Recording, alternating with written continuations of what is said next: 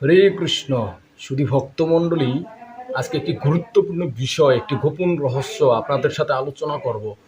বিষয়টি হলো ভগবানকে কিভাবে খুব সহজে লাভ করবেন। এই কথা স্বয়ং ভগবান শ্রীকৃষ্ণ শ্রীমদ্ ভাগবত মহাপুরাণে প্রতিপন্ন করেছেন। কোন শ্লোকে প্রতিপন্ন করেছেন সেই গোপন রহস্য আপনারা সেটা ভাগবত খুলেই দেখতে পাবেন।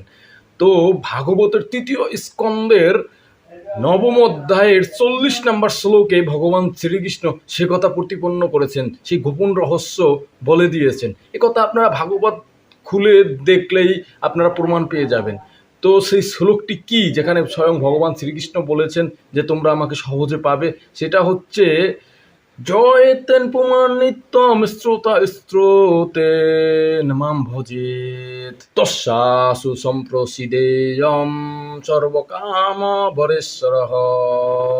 যে মানুষ ব্রহ্মার মতো এইভাবে আকুলভাবে আমার নিকট প্রার্থনা করে এবং আমাকে পূজা করে, তিনি অচিরেই সমস্ত বাসনা তার পূর্ণ হয়। কারণ আমি তার সমস্ত বাসনা পূর্ণ করি, কারণ আমি হচ্ছি সমস্ত বাসনার সর্বোচ্চ কারণ, আমি হচ্ছি মালিক, আমি সবাইকে তার বাসনা পূর্ণ করি।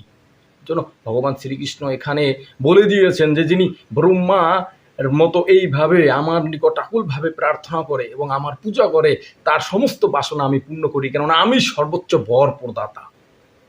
এখন কি সেই ব্রহ্মার সেই প্রার্থনা, কি সেই ব্রহ্মার সেই প্রার্থনা, যে প্রার্থনা করলে পরমেশ্বর ভগবান শ্রীকৃষ্ণ আমাদের সমস্ত বাসনা পূর্ণ করবেন, সেই প্রার্থনাগুলো ভাগবতের তৃতীয় স্কন্দের নবম অধ্যায়ের প্রথম শ্লোক থেকে 15তম শ্লোক পর্যন্ত বর্ণনা করা হয়েছে। এই 15টি শ্লোক যে ব্যক্তি, যে মানুষ প্রতিদিন সকালে ভক্তি ভরে পাঠ করে ভগবান শ্রীকৃষ্ণের নিকটে বসে, ভগবান শ্রীকৃষ্ণ নিকট বলে দিয়েছেন 40তম শ্লোকে বলে দিয়েছেন যে তিনি তার সমস্ত বাসনা পূর্ণ করবেন। তো হরে কৃষ্ণ, আপনাদের যদি বিশ্বাস না হয় আপনারা ভাগবত খুলে দেখতে পারেন আমার কথা। হরে